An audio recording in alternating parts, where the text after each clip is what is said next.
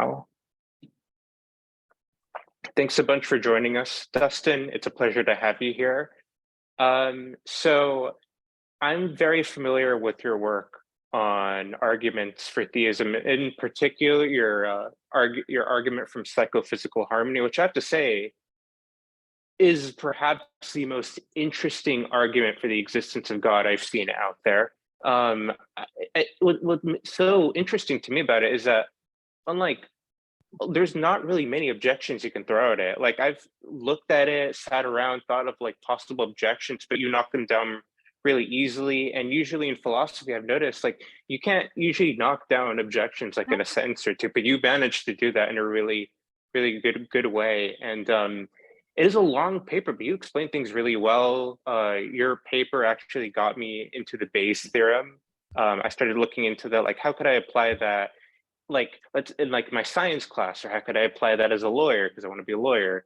And it has a lot of use. So yeah, do you maybe want to go into what your argument is, what psychophysical harmony is, and how that's evidence for God, and maybe compare that to like if psychophysical harmony is probable under physicalism, eliminative materialism, idealism. Yeah. So psychophysical harmony, I initially had the idea for this argument when I was an undergraduate myself. Hmm.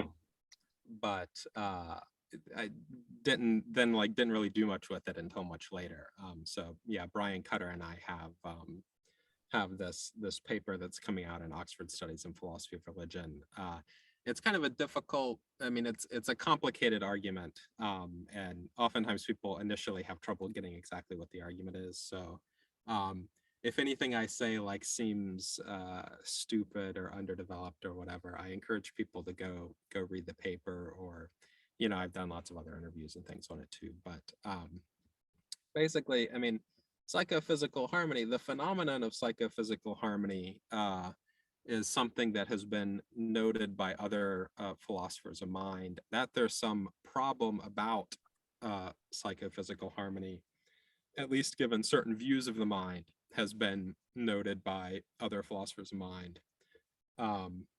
In fact, that this problem could be solved by theism has been noted by other philosophers of mind. So there are a couple of places I think that we quote in the paper where people will say, of course, this problem could be solved if you believed in a benevolent God, but like, who does that, right? And they kind of scoff and move on. So this isn't totally original to Brian and I. I think I was the first. Oh, I don't know. This isn't just something that Brian and I have said. What's original about us is that we're the ones who actually developed this into an argument for theism, rather than just sort of scoffing and moving on. So what is psychophysical harmony? I mean, roughly, it's the fact that there are appropriate correlations between mental states and physical states. You experience bodily pain in response to, you experience pain in response to bodily damage. You're then disposed to try to avoid the pain, right? So there's this rationally appropriate link between functional states on the one hand and conscious hedonic states on the other hand. There are semantically appropriate links between functional states and these things. So there's this speckled white mug in my visual field, and I'm disposed to engage in a certain behavior saying that there's a speckled white mug in my visual field. Many people believe in what's called cognitive phenomenology. They think that there's something it's like to hold certain beliefs or desires. And if you do that, then there's also this matchup where the belief and desire phenomenology matches with how I'm functionally disposed to behave, such that my actions can be explained in belief desire terms. So I have a desire to give an illustration. I believe that, I have the desiring to give an illustration phenomenology. I have believing that I can give an illustration by raising my mug in view of the camera, belief phenomenology. And sure enough, I am disposed to behave in the way that you would expect given this belief desire pair. So that's what psychophysical harmony is. The fact that there are these appropriate matches between conscious mental states and physical states understood in functional terms or whatever. You might think, okay, well, that's maybe you get what the phenomenon is, but like, why is there a problem here, right? That seems like the most obvious thing in the world. Oh, so something hurts and then I don't do it again. Like why is this? Why is there like a puzzle here, right? The puzzle is easiest to see if we assume at the outset, for purposes of argument, dualism and epiphenomenalism. Neither of these assumptions is necessary for the argument to go through. We actually think the argument goes through on all views of mind except a certain specific type of physicalism, which is a minority view. And I can say more about that if people are interested. But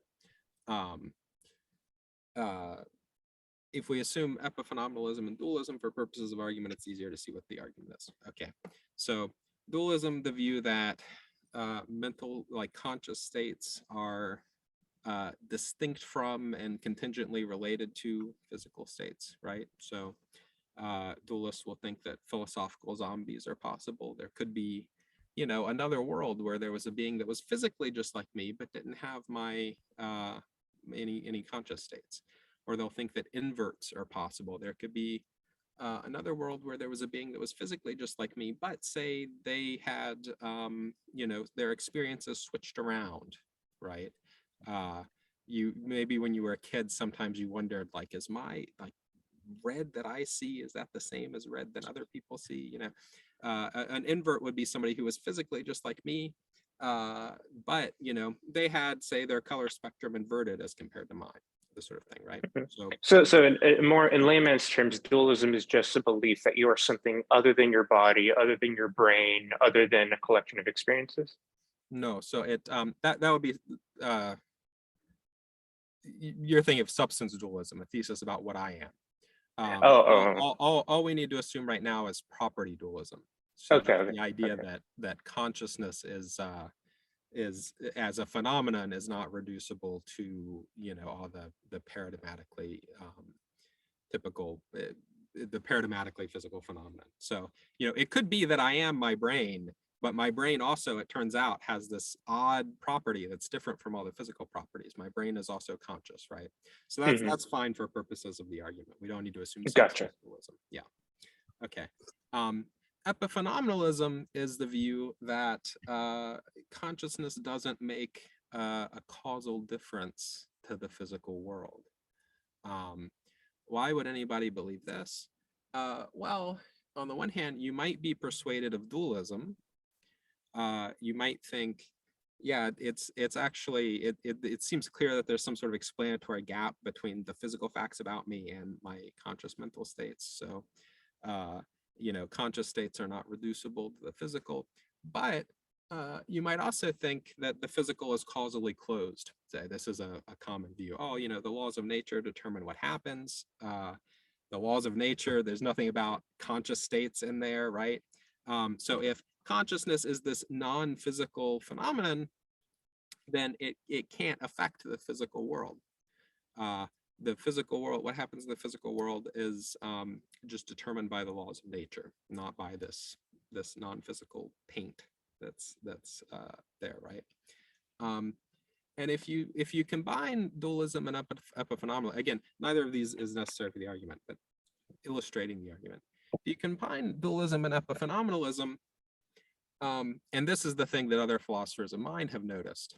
There are people like David Chalmers, who have defended epiphenomenalist dualism, then you think, wait a minute, psychophysical harmony becomes very, very weird, because if I had no conscious states, I would behave exactly the same way, right? My behavior is just determined by the laws of physics. If you took away the non-physical stuff, I'd behave the same way. Or if you switched around my conscious states, then I would behave in the exact same way. So if you inverted pain and pleasure, I would keep behaving in the same way, right? There would no longer be this rationally appropriate match. I would be having states that gave me a strong reason to avoid the behavior, but I'd keep doing it. Or if my conscious state, suppose that my visual field actually was just like crazy white noise, like when your TV is not tuned correctly. Well, I would still lift up this mug and say, oh, there's this mug in my visual field, right? Even though actually I was just having crazy white noise things. Or, suppose that the phenomenology associated with my beliefs and desires, suppose that was all totally different. I actually believe that I'm on a nuclear submarine, and I believe that lifting the coffee mug will lift the button that fires the missiles, and so it's the worst thing I can possibly do because I'll start a nuclear. Well, physically, I would behave the same way, so I still pick this up, right? Or I could just have some set of belief and desire phenomenologies totally unrelated to my situation and still behave the same way. And when you think about like all the conceivable ways that the physical and the mental could be related, I could just have, for every like white noise pattern you can imagine, that could be my visual field. For every way of switching things around, changing them out, I could have sometimes maybe maybe on Tuesdays I just don't have any experiences, but I keep behaving the same way. There are just a zillion ways to have the physical and the mental hooked up, and only the tiniest sliver of those are gonna have these appropriate matches of the sort that we mentioned, right? So suddenly it becomes very, very striking. Why are the psychophysical laws such that things are hooked up in this appropriate way when like the overwhelming majority of the probability space is occupied by laws that wouldn't hook things up the right way?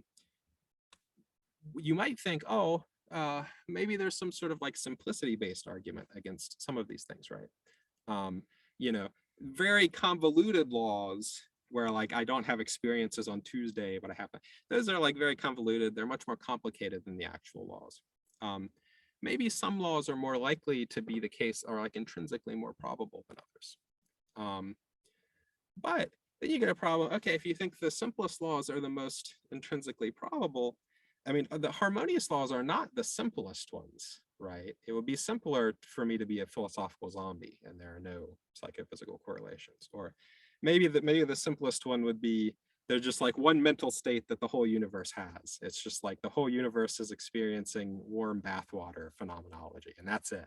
That would be way simpler. Or maybe if some sort of panpsychism without binding, maybe just if conscious states just responded directly to microphysical properties, not to this higher level stuff, that would be simpler. Or a lot of the inversion scenarios seem kind of equally simple, right? So we have this problem. If we just sort of assign intrinsic probabilities via the principle of indifference, we just assume every arrangement we can imagine is equally likely. Gosh, it looks super, super, super, super unlikely that we get harmony because the vast majority are not harmonious. If we assume maybe that there's some bias towards simplicity or something like that, still looks super surprising because the simplest ones are not harmonious, and like there are plenty that seem about equally simple that are not harmonious. And so we have this question: how is it that we wound up with harmonious conscious states, harmonious laws connecting the conscious to the physical? And we say, well, looks super unlikely to have happened by chance. Harmony does seem desirable, though, in certain ways, right? It does seem valuable in certain ways. your life would be kind of pathetic if you were just constantly responding to things in inappropriate ways. You didn't have any idea what was going on really. You were accidentally inflicting horrible states on your loved ones every time you try to do something nice for them. There's something valuable about harmony. There are things that are morally valuable, aesthetically valuable, etc. in it. And so if the universe is in some way not just random, purposeless, but in some way ordered towards the production of value, then we can say, oh, maybe the harmonious laws are in place because they're valuable. How might it be that the universe is ordered towards the production of value? Well, maybe one answer is because God exists and God made the universe and God wanted to realize certain values. There are other hypotheses that you can come up with for how this might be. Philip Goff and I did a video on YouTube a couple weeks ago where we talked about different hypotheses. It might not be obvious that harmony favors theism over every other hypothesis you can think of on which the universe somehow tends towards value, but it does seem to favor theism and these other hypotheses over hypotheses like naturalism, where the universe is kind of purposeless, not ordered towards the production of value in any way. That's what we claim. Now, I started out saying we generate the problem initially by assuming dualism and epiphenomenalism. Some philosophers hold those views. Most people reject at least one of them. And then a big part of the paper is arguing, actually, you can kind of regenerate the problem even by getting rid of either of those. The only way to avoid the problem that we see is by being what's called a type A physicalist, and I can explain what that is, but that's a minority view even among physicalists. So maybe rather than trying to go through every single view of mind we discuss and explain why we think the problem reoccurs, maybe I should pause now. You know, if you have follow-up questions or there's something in particular that you want me to talk about. Or... I have one question, and I think it may be the reason why some people look at the abstract and think, oh, I don't need to go look further. Like, of course, the reason why mental states correlate very well with physical states is evolution, right? I think you addressed that once and why that objection doesn't work. Yeah, a lot of people raise that, and I mean, it would be surprising if, we forgot about evolution, right? The reviewers, the editors at the journal, they just forgot about evolution. You know, so yeah, I mean, we do have something to say about that. So the thought is, what evolution is going to select for harmony somehow. Somehow harmony is reproductively advantageous. I mean, restricting ourselves now just to the version where we assume dualism and epiphenomenalism. I mean, if dualism and epiphenomenalism are true, then no, harmony, it doesn't matter whether there's harmony or not, right? I would behave in the exact same way. My internal physical states would be the exact same, regardless of whether I was a zombie or my mental states were switched around in various ways or whatever. If my mental states don't affect the physical world, then they don't affect the evolutionary process. And so you could change the psychophysical laws any which way and evolution would have turned out just the same. And so it might be that, given the actual psychophysical laws, it's true that evolution will select for harmonious states, right? Given that the psychophysical laws associate, you know, pain with avoidance behavior or whatever, it's true that it's true that evolution is going to select for harmony. But that's kind of an accident. That's only the case because the right psychophysical laws are in place. And what we're going to say when we relax the epiphenomenalism assumption is that actually on the other views too, it winds up only being the case because special conditions obtain. But that the response to evolution is easiest on the simple version of the argument that assumes epiphenomenalism because, of course, if mental states are epiphenomenal, it doesn't matter what they're like. Okay.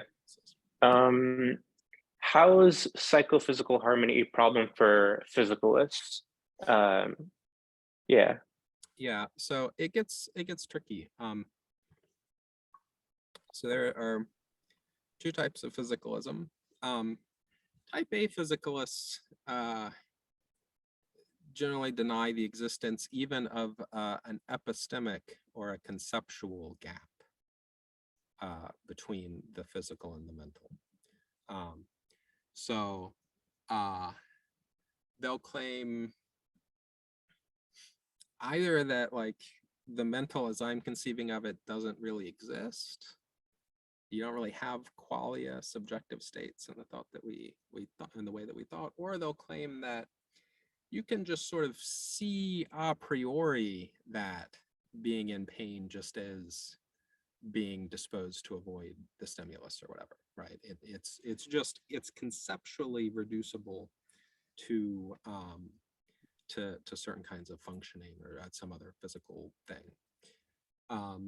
And so they'll claim all this stuff I was talking about earlier. What if I was a zombie? What if my mental states were switched around? Whatever. They'll say that's actually not even conceivable. That you can't even. It's not merely metaphysically impossible. It's not even. Those things aren't even conceivable. I think that they're conceivable. I think people, if they were listening to me closely, they probably conceived of them when I was talking. I think that those things are conceivable. And so I'm not a type A physicalist, right? And most philosophers are not type A physicalists. Even most physicalists are not type A physicalists. What they are type B physicalists. So type B physicalists will say, yeah, you can conceive of the mental and the physical lining up differently, but it couldn't really be that way. So you could conceive of water being something other than H2O, right? People used to conceive of that all the time, right? They thought water was a basic element that wasn't made anything out of it. They thought it was one of four fundamental elements, right? Earth, wind, water, and fire, right? So people in the olden days, and the way we figured out that water was H2O was not by just thinking about the concept of water really hard, right? Oh, I just realized water conceptually, it's an a priori truth, water is H2O. We had to do science. We had to look empirically at the world to find that out, right? Now, in fact, it's a necessary truth that water is H2O. And if water was not H2O, then it wouldn't be water, right? If you had some substance that was not H2O, it wouldn't really be water. It would be a different substance.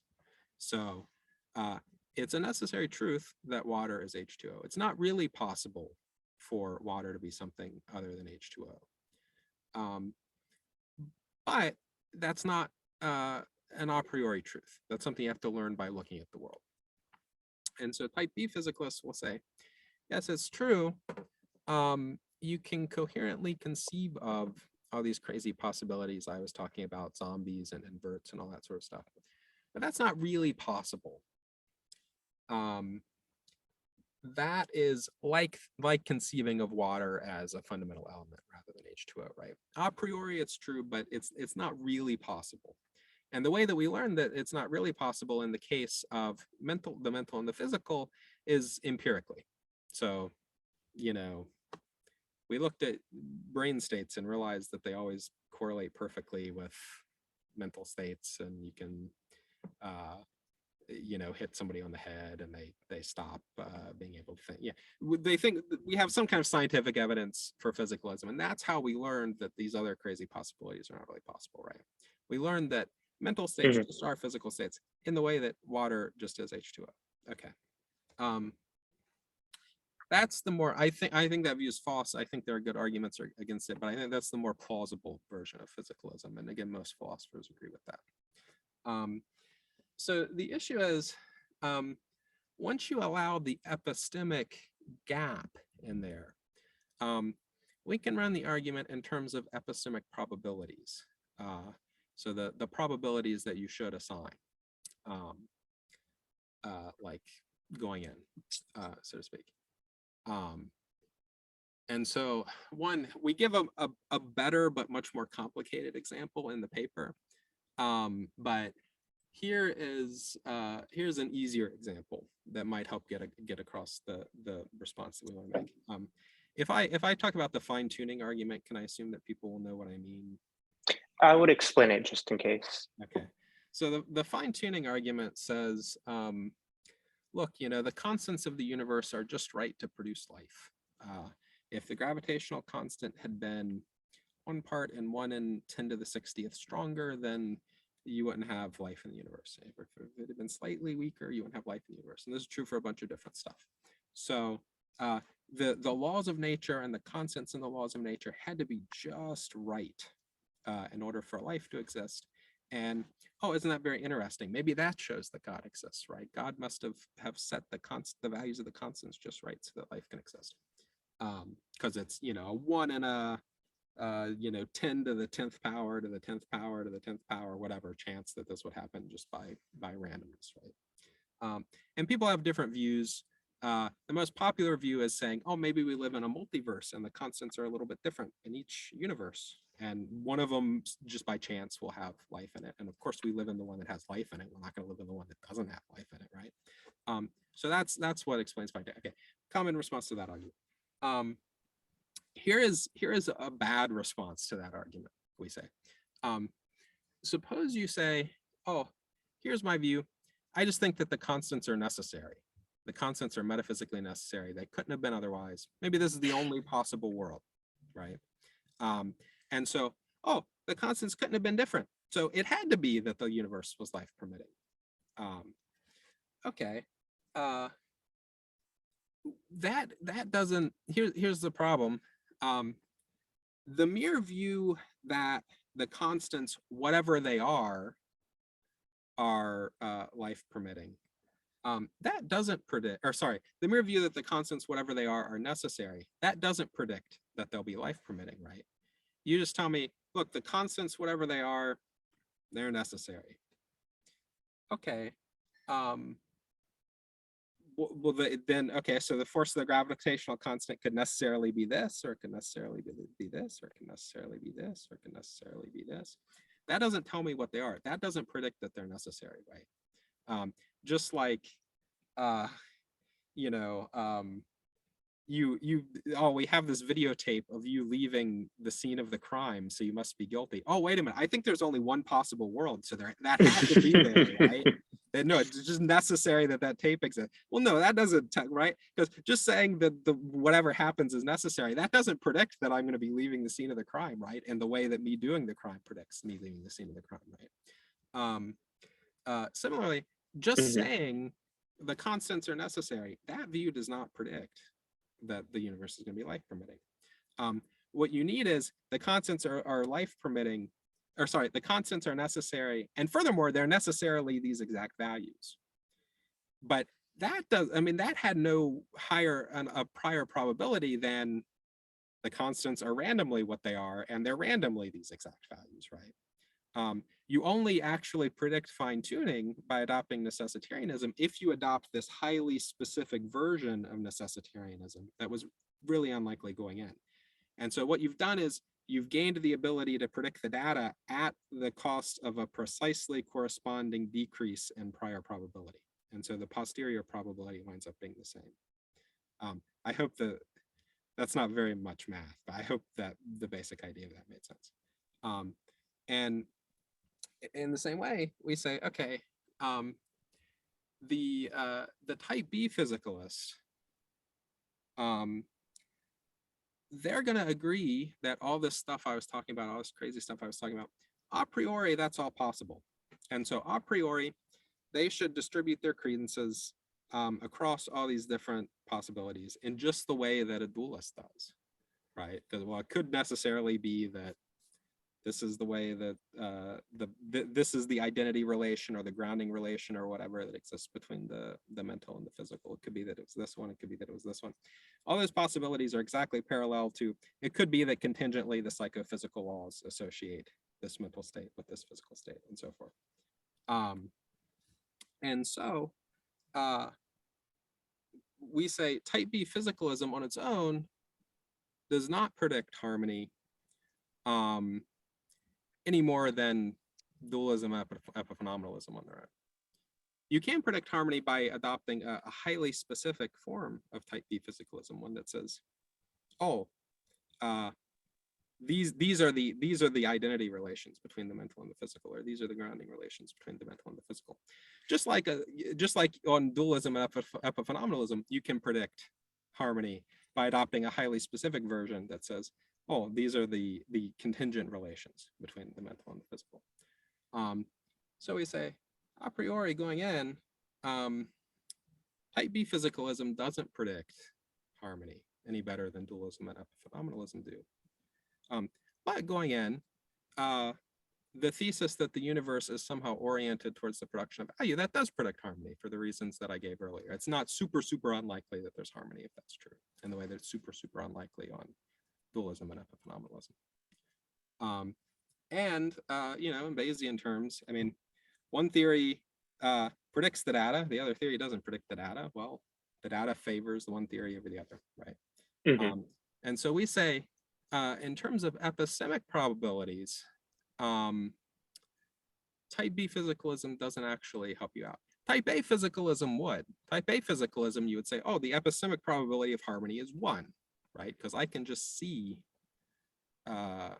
going in. Just like if you thought somehow you could just see why these particular values of the constants had to be necessary, right, going in. Type A physicalism would, but we say type A physicalism doesn't seem very plausible. Type B physicalism, we say, doesn't actually affect the epistemic prior probability of harmony, and that is what is relevant to the argument.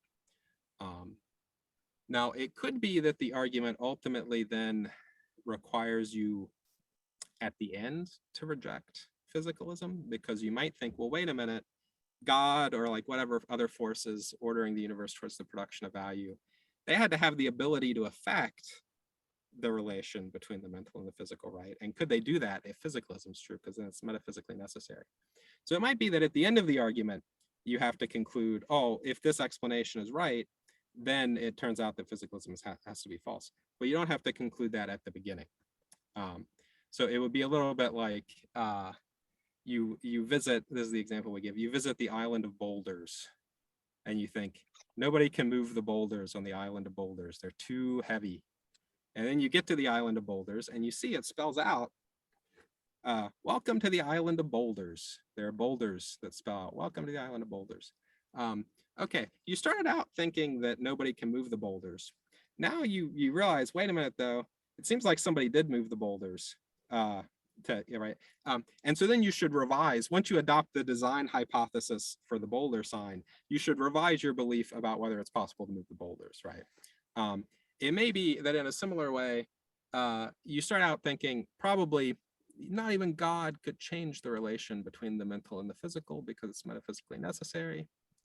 Then you think, well, wait a minute though, the theory that God is able to affect this predicts this very interesting piece of data so much better than the idea that nobody can affect it. So I should both now adopt the design hypothesis and revise my view and say, oh, there must be a contingent relationship. Because it could be that ultimately you need to reject physicalism for that reason. But we don't think that we need to assume that physicalism is false going in. If we did, I mean, I think that there are independent arguments against physicalism. And so if we did, I could still say, well, here are these independent arguments against physicalism, and then we can run the argument. But it is a quite, yeah, I would encourage people, if what I've said didn't make sense, I would encourage people to go read the paper, because it is a very kind of complicated move, and it depends on, the distinction between objective and epistemic probabilities and all sorts of stuff. But I personally read the paper. When I read the paper the first time, I already thought physicalism was false, so I was pretty easily persuaded. But I could see how someone who is a physicalist could find the argument troubling for their beliefs. It does seem really weird that mental states seem to correlate very, very well with physical states can correlate very well with, or mental states correlate very well with physical states. It does seem really weird. Yeah, no, it definitely is a problem. And what you use to get to from that psychophysical harmony to God is you use, I'm not sure if everyone knows what it is, use Bayesian reasoning, or use the theorem in your head. So you say, okay, this piece of evidence, or maybe you want to explain it. Maybe you could do that. Well, so Bayes' theorem is this theorem that has to do with how you should update when you get new evidence. What's important about it for our purposes is that it implies that if a certain observation is more likely on one theory than on another theory, then it's evidence for the observation that makes it more likely. So if your theory predicts the evidence to a higher degree, then all else equal, that raises the probability of the theory. Mhm. You know, and that, if you think about that for a minute, then you'll see that makes sense intuitively, right? I mean, you know, my fingerprints being at the scene of the crime, that's evidence that I did the crime. Why is that evidence that I did the crime? Because it's more likely that my fingerprints are at the scene of the crime if I did the crime than if I didn't, right? If that's not true, then it's not evidence anymore, right? Oh, wait a minute. The crime was done at my house, right? So of course my fingerprints are on the scene of, you know, they would be there whether I was the one who did the crime or not. Okay, yeah, then it's no longer good evidence, right? The judge is not going to be persuaded by that, right? So yeah, the thought is theism, and more broadly, the view that the universe is oriented towards producing value in some way.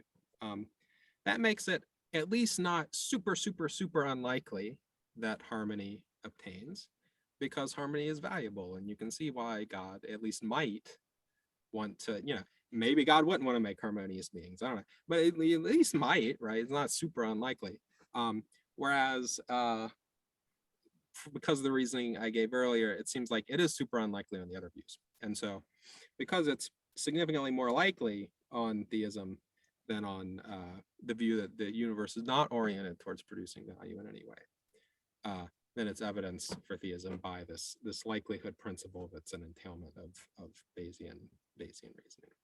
Gotcha. So someone could grant your argument is true, but then say, well, there are these other pieces of evidence that make that hypothesis unlikely, and then you'd go on from there, right?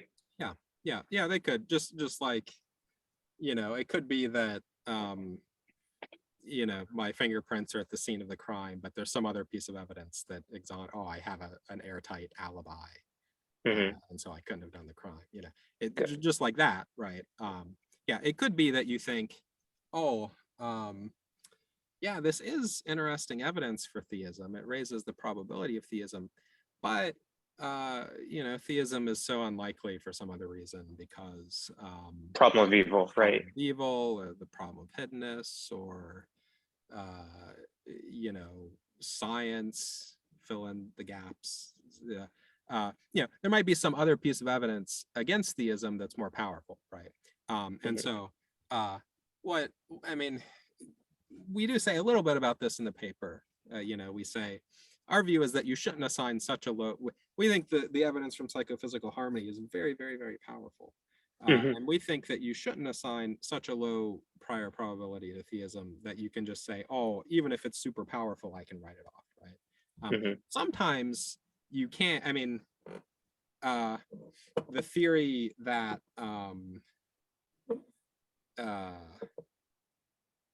you know,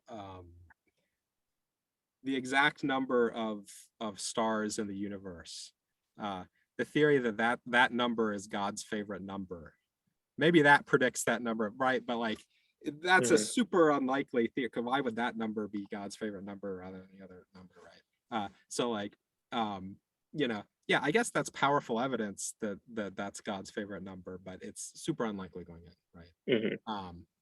Mm-hmm. We think theism is not like that. It's not something that's so unlikely going in that even if you get really strong evidence for it, you should just scoff and not even have to take it into consideration. Mm-hmm. But you know, it is true that you could think, yeah, this is decent evidence, but there's other evidence that outweighs it. Or you could think, okay, it's true, maybe psychophysical harmony shows that naturalism is false, but you know, the problem of evil is evidence against theism. Maybe we need some other theory that can account for both of these, or whatever, right? Some other theory that somehow the universe is oriented towards the production of value, but like not that much, and that's why there's still all this crappy stuff that happens, right? Mhm. You know, there are different things you could do. So no, it doesn't automatically commit you to being a theist based on Okay. that. We just say it's Yeah. evidence, you should raise your probability. The philosopher Richard Swinburne, like what he does is he makes a cumulative case. So he puts all these pieces of evidence and then says, look, the hypothesis theism becomes extremely likely. It makes it reasonable to believe in that. I like that approach. I think it's really easy to follow along. But I would say, and this is just my personal opinion, that this piece of evidence alone, assuming that like the problem of evil fails, I think that's pretty good evidence for theism alone, right? And I think you would agree with that. All Yeah. right, I'm gonna, sorry, And go on, and then I'm gonna yeah, open it to Q&A. yeah, I guess I would say I think you know, again, it may not favor theism over certain other kind of spooky hypotheses, right? Mhm. Axiarchism or you know, whatever, some sort of limited designer, you know, maybe not, right? Uh, I do think that the evidence, if I'm like, if Brian and I are thinking about things in the right way, I think the evidence basically is sufficiently powerful to like falsify naturalism. So it would show that Mhm. the live options are these things, the different views on which the universe somehow is oriented towards the production of value. Um, and the main uncertainty about that would just be maybe Brian and I are not thinking about it in the right way, right? You could have like your election model that makes a prediction about who's going to win the election, and there's like uncertainty in the model. Then you also have the question of like, what if the model is wrong, right? At a certain point, if your model suggests like 99% chance of one candidate winning, then the main source of your uncertainty will actually be, what if the model is wrong? There's probably more than a 1% chance that the model is wrong, right? So yeah, I think if our reasoning is correct, then the evidence would be powerful enough to show that like, yes, something has to be wrong with naturalism. The main uncertainty about this line of reasoning would then be, is the reasoning correct? Not if the reasoning is correct, how strong is the evidence? Gotcha. Okay, I will move into Q&A session now. So I will stop recording.